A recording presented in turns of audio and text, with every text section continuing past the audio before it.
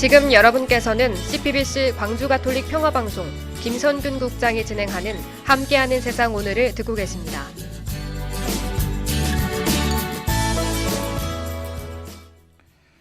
네, 서울시가 TBS에 편성한 73억 원 규모의 추경 예산안이 부결됐습니다. 의회가 TBS가 정치적 공정성을 해결하는 모습을 보이지 않는다며 추경 예산을 전액 삭감했는데요. 오늘 미디어 비평 이 내용 중심으로 알아보죠. 광주전남민원연의 문병훈 고문님 연결돼 있습니다. 고문님 안녕하십니까? 안녕하십니까? 자, 서울시 의회에서 서울교통방송에 대한 추경 예산 73억 원 전액 삭감했습니다. 이 교통방송의 존폐 여부가 지금 거론되고 있는데 상당히 좀 논란이 일고 있죠? 서울시의 추가 자금 지원을 기대할 방법이 사실상 교통방송으로서는 없어진 것인데요. 이미 제자 예산이 바닥이 났다고 합니다. 그런 상황에서 남은 6개월간은 빚만 늘어갈 전망으로 보입니다. 예.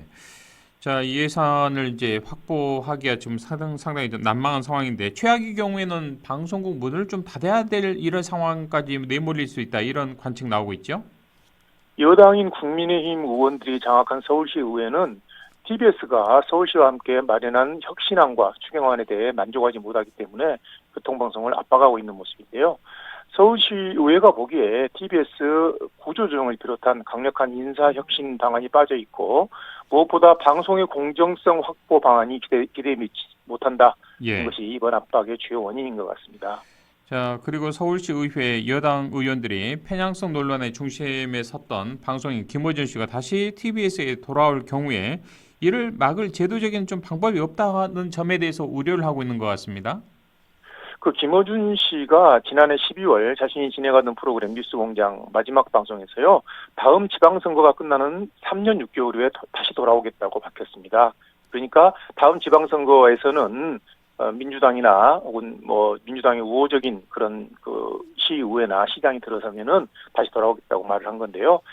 TBC는 방송 출연 제한 심의위원회 등을 설치해서 이런 걸 막겠다고 약속을 했지만 국민의힘은 야권 성향의 TBC 사장이나 서울시장이 올 경우 이는 얼마든지 번복될 수 있으므로 신빙성이 없다 이렇게 말하고 있습니다. 네. 자, 특정 진행자에 대한 호불호 여부를 떠나서 가장 근본적으로 방송국이 지금 문 닫을 지경까지 내몰리고 있는 이런 상황. 그러니까 한편으로 좀 성숙한 언론 정책이 필요하다 이런 목소리도 나오고 있는데요. 어떻게 보십니까? 예, 권력의 입맛에 맞지 않는다고 진행자를 쫓거나 방송사의 밥줄을 끊는다 이런 것은 성숙한 언론 정책은 아니죠. 하지만 저는 이번 TBS와 김어준의 상황을 보면요. 김어준이 노골적 정파 방송, 편파 방송이라는 잘못된 길을 간 것이 문제의 핵심이라고 생각합니다. 언론이 정치를 비판 또는 평가하는 것은 당연하죠. 하지만 균형 감각을 잃으면 그러한 언론 행위는 정당한 것으로 인정될 수 없거든요. 박영흠 한국언론진흥재단 선임연구위원도 양비론의 입장을 보이고 있는데요. 김어준 방송에도 문제가 있다는 것이죠. 시사 정보를 전달하고 해설하는 언론인이 한쪽 진영을 일방적으로 편드는 플레이어가 돼서는 곤란하다. 시민의 세금으로 운영되는 공영방송이라면 더욱 그렇다는 얘기고요.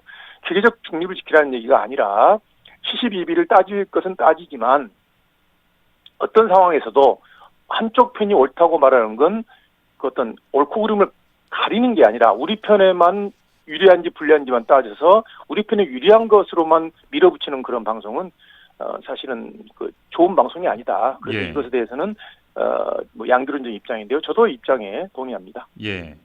저도 우리 고모님의 말씀에 좀 한 표를 드리고 싶습니다. 저도 또 사람이다 보니까 특정 정파에 좀 쏠릴 수도 있고 기울 수도 있고 하는데요. 이 방송 끝나면 평화방송은 제가 보기에는 예. 상당히 균형 잡힌 시각을 유지하려고 노력하는 걸로 알고 있습니다. 예, 아무튼 좀 상당히 특정 정파를 좀 쫓아가는 것은 이 방송의 이런 저널리즘 측면에서도 좀 그리 온당한 모습은 좀 아닌 듯한 생각은 듭니다. 자, 네. 그렇다면 TBS 서울교통방송의 남은 선택지 어떤 게 있을까요? 선택지는 많지 않은데요. 돈줄과 생명줄을 쥔 시와 시의회의 요구에 맞춰서 강력한 혁신을 하면서도 경쟁력을 회복해서 독립경영으로 나갈 해법을 남은 6개월 안에 찾아야 됩니다. 또 TBS 제어가 기간이 내년 12월까지이고 TBS의 명운을 결정할 시의회 정례회는 다음 달 28일에 열린다고 하는데요. 예. 아무쪼록 TBS가 좀 더 합리적이고 어떤 환골탈태하는 모습을 보여줘야 되고 또 이런 것을 냉정하게 시의회에서 서울시의회에서 판단을 해서 서로 윈윈하는 계기가 됐으면 좋겠습니다. 예, 알겠습니다. 고문님 오늘 말씀 여기까지 듣죠. 고맙습니다. 감사합니다. 지금까지 광주 전남민원연의 문병훈 고문님과 함께했습니다.